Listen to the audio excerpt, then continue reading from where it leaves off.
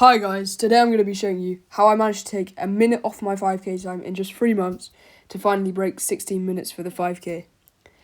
So the first reason for this is consistency. As you can see from the graph, my weekly mileage was fairly consistent. The line on this graph represents 52 to 60 kilometers or 32 to 37 miles a week. This is pretty low, but it works for me. I hadn't really run that consistently prior to this period, as last summer I would frequently run 65k one week, and then the next I'd run 30k. And I really wasn't seeing many improvements. Now on to reason 2. This is getting some tough but rewarding workouts in the bank. These include 8 times 2 minutes with a minute 15 recovery, 4 times 4 minutes with 2 minute 15 recovery, and my personal favourite, 5 times 3 minutes with a minute 45 recovery. These were grueling workouts, but they paid dividends as it really accustomed my body to running above race pace for an extended period of time. For the 2 minute efforts, I'd be hitting 250 to 255 pace, or 430 to 441 per mile pace. For the 3 minutes, I'd be hitting 3 flat pace, or 450 a mile, and for the 4 minutes, I'd be hitting 305 pace, or 459 a mile. So moving on here to reason 3, threshold or tempo runs. Like the one you can see on your screen at the moment. They were a key reason in why I was able to make such rapid improvements, as they increase your lactate threshold. This is the point at which you start to produce lactic acid faster than you can remove it from your body. Lactic acid is a toxin produced when your body begins to anaerobically respire and causes you to fatigue. The better your lactate threshold, the longer you'll be able to run without fatiguing.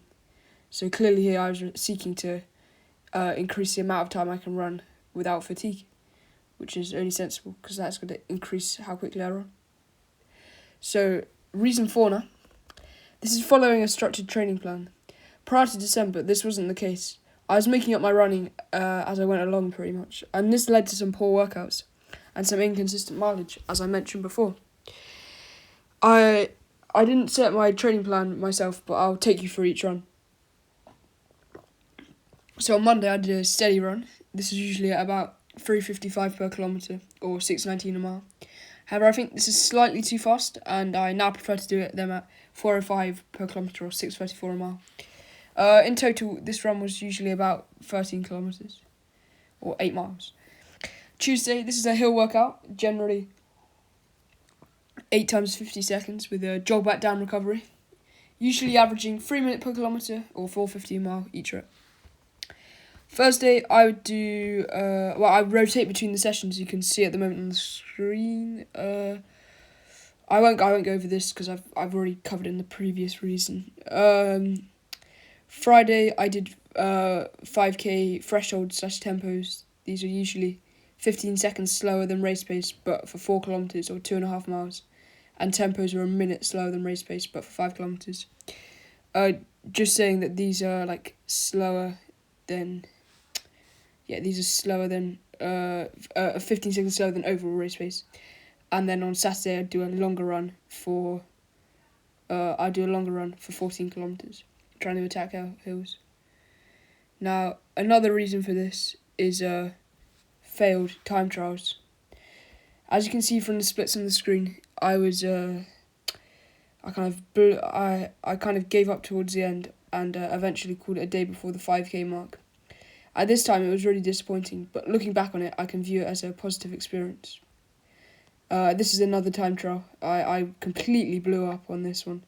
Went out very fast in a 2:57 kilometre, followed by a 3:10, then a 3:28.